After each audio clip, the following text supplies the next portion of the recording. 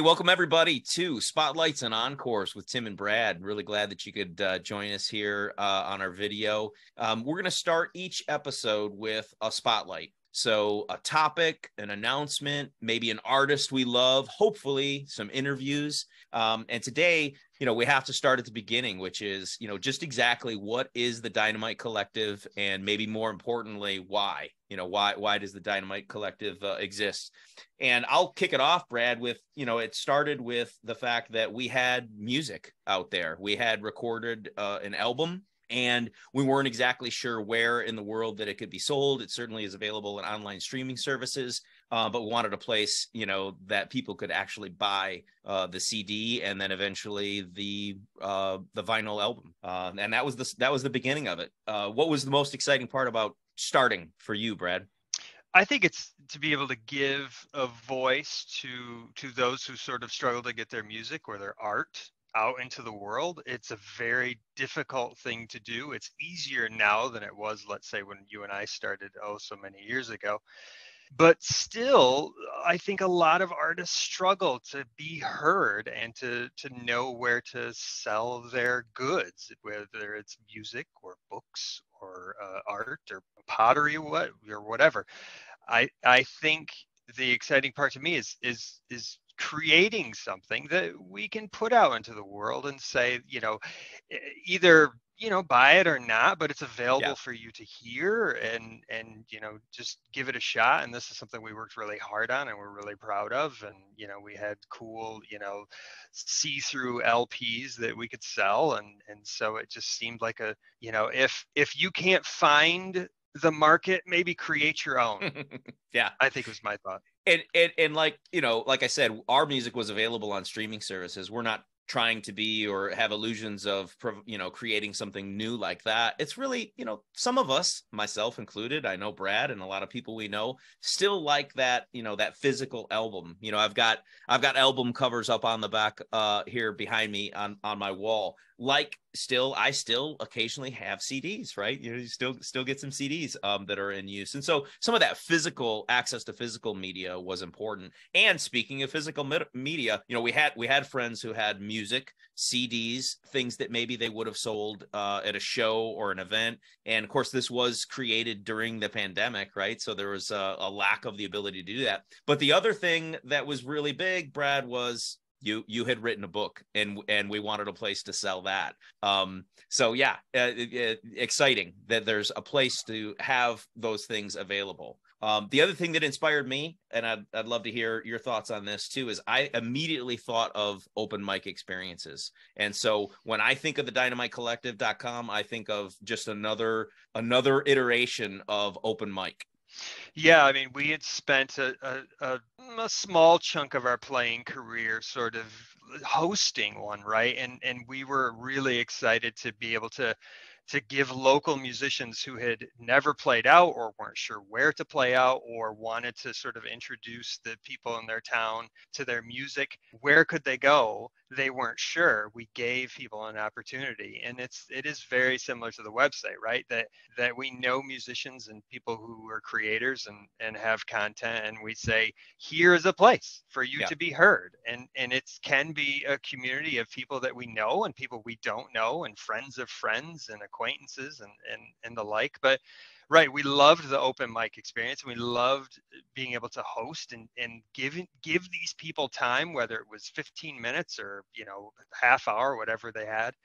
And so now there's a store, right, where instead of you and I hosting an open mic in a coffee shop or a bar or whatever, we've created a store online, right? So it's easier and their music is more accessible than ever. Yeah, and I want to make sure that if there's anybody that doesn't know some of the artists that we love, that there's a way for them to be introduced, to that artist. And so we've got some other folks on the website right now, musical acts. We've got very exciting some other books coming to the website as well. So our hope is that we continue to grow that group of folks, the collective, as it were, to be able to share with all the folks that hit the website or see the videos, et cetera, and help with that promotion and distribution. So awesome. That's the spotlight. We'll be right back.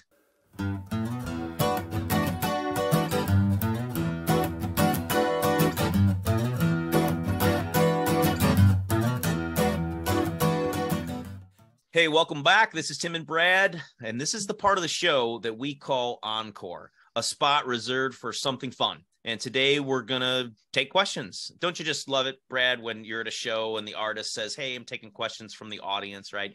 And so this is a question. No, he said no.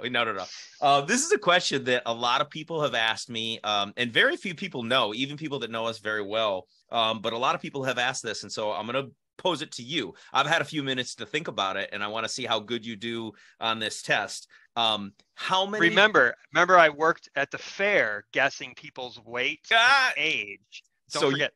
So you should be really good at this. You should be really good at this. And this is kind of right up that alley because it's past work experience in a manner. What different places have Tim and Brad, you and I, what different places have you and I worked together or just even received a paycheck, received compensation, let's say, because that widens it a little bit. What places have you and I worked together? I don't want to see how many of these you can get that I've got on my list. Would you like business names? Is that what you have? Well, there's at least one that I think maybe I wouldn't mention, but we could refer to. But business names, I think in general are okay, except for maybe the one exception. Yeah. That was so long ago. I called the one. I'm going to go for it, right? Like obviously we've got our current endeavors, right? So check.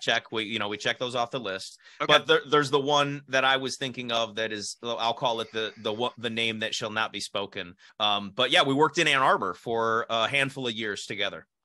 So I'm going to say irrigation company. Okay. Stump removal company. Stump removal. I got that. Okay. Social work.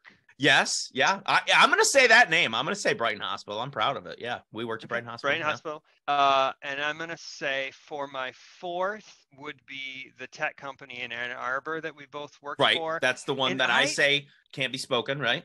And then our current endeavors, but did I miss something? I'm going to throw a couple at you, okay, and see if you think they qualify, okay? The fact that we were in a band together, and at least on one occasion, maybe more than one, but maybe just one, made money performing as the Latin Love Baskets. Ding, ding. I think that counts. Go back really far. How far back can you remember? Go back to what I would say was my first job. I mean, other than chores, right? Well, I didn't do chores, but my first job, we worked together in a little call center type environment, selling Civitan discount coupon books. Back in the day, teenagers, I don't know how old we were, but we responded to a newspaper ad, went into this little room. They gave us a script, and we had to just call people and try to get them to do the discount. Yeah. That's absolutely. I have not given any thought to that in years. Right? In a long time. Wow. Yeah. I can't believe you remember that. Yeah, that's very true. I thought that was a great throwback. Somebody said when I spoke to them, when I was doing the outbound calling there, that I would be a salesperson someday. Oh, that's a terrible thing to say to somebody, right? But I think that ended with us walking out for a smoke break and then never coming back. I think we just walked out like on a break and we just never came back. That sounds like something we do, yeah. And did you ever sell plasma with Adam and I, with the bomb and I? Okay, so I wasn't sure about that one. And then the last one I'll say is, I think my father, maybe this is the irrigation company, kind of the reference there, but my father paid us to paint some stairs once, and we'll end with, instead of finishing the job, I remember pouring the paint in a hole down, at the bottom of the hill so that we didn't have to do that. I don't think this bodes well for anybody who might invest in us as a business or believe in us being able to. Environmentally conscious. That also is, doesn't look good. Doesn't look good. Yeah. But hey, thanks so much for anybody who stuck with us for this video.